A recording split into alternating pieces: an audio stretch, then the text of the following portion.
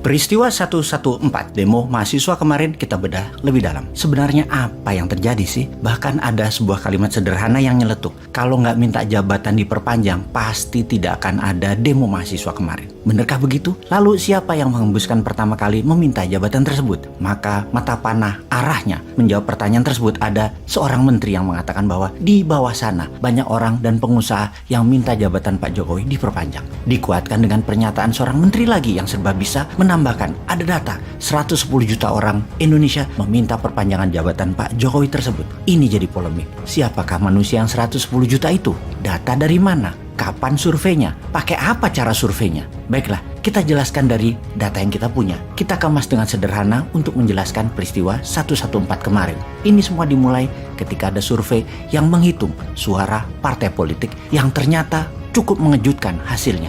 Yaitu ada 2 partai suaranya naik tinggi luar biasa dan banyak partai yang suaranya berkurang jauh. Sejak saat itulah muasal awal dari peristiwa hingga mahasiswa turun ke jalan. Kok bisa begitu? Kita ulas. Hasil survei, PDIP suaranya naik ke 21%. Partai Demokrat, partai oposisi tersebut naik ke 12%. Partai pendukung pemerintah lainnya turun. Golkar 78%, PKB 4%, Nasdem 78%, juga sisanya turun semua termasuk Gerindra sekitar 13%. Pastinya kenaikan suara Partai Demokrat mengejutkan. Kalau utak-atik politik dilakukan, jika semua ini didiamkan sampai tahun 2024, maka diperkirakan Partai Demokrat akan terus naik suaranya, begitu juga PDIP. Ini menarik, ini anomali.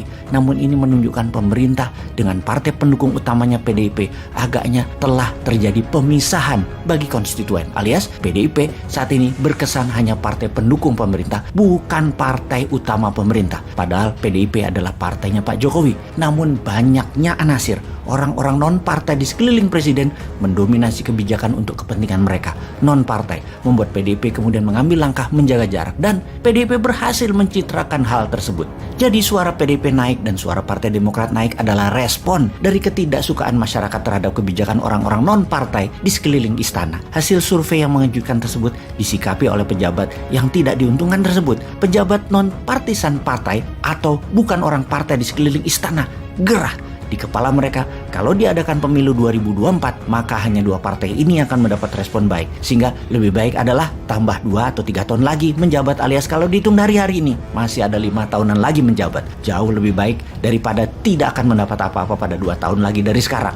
Atau hanya tersisa 2 tahun lagi peluangnya. Makanya partai dan petinggi partai yang mendukung perpanjangan jabatan adalah partai yang suaranya turun dan dekat dengan pengatur negara ini di pusat pemerintahan, yaitu Partai Kuning, Golkar, PKB, PAN yang memang turun jauh suaranya dan yang menyuarakan juga menteri non-partai atau yang partainya suaranya turun. Bagaimana kalau begitu kita melihatnya? Kemudian berdemo, menekan pemerintah tujuan utamanya hanya satu, tidak ada perpanjangan jabatan dan pastikan presiden menandatangani Kepres tanggal 14 Februari 2024 adalah hari Pilpres. Selama Kepres Pilpres 2024 itu belum ditandatangani, maka demo mahasiswa atau mungkin bertambah unsur lainnya akan terus terjadi, berulang dan membesar. Peristiwa 114 kemarin baru langkah awal. Sifatnya hanya mereda sementara setelah demo usai. Namun jika Kepres belum juga ditandatangani, maka keadaan akan terus memanas. Jadi kalau belum ditandatangani juga, maka pilihannya adalah demo untuk melakukan parlemen jalanan. Presiden akan diturunkan dan digoyang oleh parlemen jalanan. Tentunya hal ini tidak dimaui oleh banyak pihak, terutama incumbent. Tidak terhormat diturunkan di tengah jalan tersebut. Dan ini juga membuat citra Indonesia di mata dunia sebagai negara demokrasi jadi tercoreng karena pencopotan jabatan di tengah jalan tersebut terjadi. Walau kecil peluang hal itu akan terjadinya pencopotan jabatan oleh parlemen jalanan, namun tekanan itu hanya bisa mereda kalau pilihannya adalah menekan Kepres Pilpres Februari 24 atau ada collateral damage dicopot. Siapa collateral damage tersebut? Yaitu mereka yang memprakarsai perpanjangan jabatan dicopot dari jabatannya sekarang. Pencopotan jabatan ini akan memberikan kedamaian sampai 2024. Atau kalau tidak ingin pencopotan ini dilakukan, maka tanda tangani segera Kepres Pilpres 2024. Itu juga membawa perdamaian sampai 2024. Oh ya, ada yang menarik, kalau pencopotan jabatan tersebut jika dilakukan ternyata akan menguntungkan suara PDIP yang telah berhasil melepas citra sebagai bagian dari anasir di sekeliling istana yang oportunis, yang gak punya konstituen tapi pegang jabatan. kesimpulan. Itu yang disebut konstituen oportunis. Kemudian ada pertanyaan fundamental. Siapa kira-kira yang jadi sponsor demo? Itu nggak murah loh demo itu, dan nggak mudah dilakukan, apalagi hal ini akan bermain panjang. Biayanya mahal. Tentunya yang punya duit dan tentunya yang nantinya diuntungkan. Amerika, Tiongkok? Jawabannya bukan. Kemungkinan kalau kita membaca pakai ilmu who is benefiting, maka analisa yang memodali adalah konglo-konglo atau oligar di sekitar PDIP dan Demokrat. Salah, mungkin saja salah analisa ini. Namun selama dilihat dari niat dan siapa yang akan diuntungkan dan siapa yang dirugikan, maka semua ini ke arah oligar-oligar tersebut. Jadi kesimpulan, collateral damage segera dicopot.